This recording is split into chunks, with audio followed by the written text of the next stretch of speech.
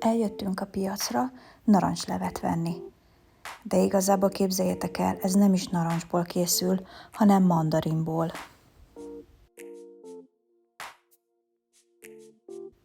Több helyen jártam már, mire megtaláltam ezt az árust, mert a legtöbbje nagyon-nagyon édes mandarinból csinálja, és hát számomra szinte az már ihatatlan.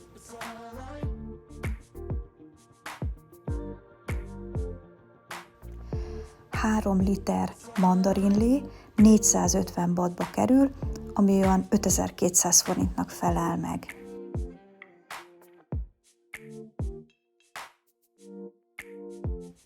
És ha már itt jártunk a piacon, gondoltam, megmutatom nektek a többi árust is.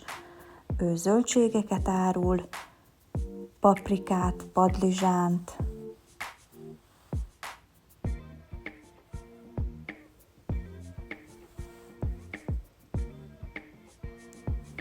ő sült halat, mindenféle szószokkal,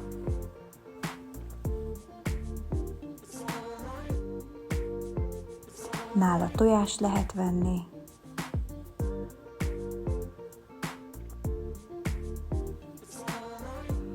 ő frissen vágott húst árul, gyümölcsök, ananász, mangó, banán, görögdinnye, mandarin, szőlő,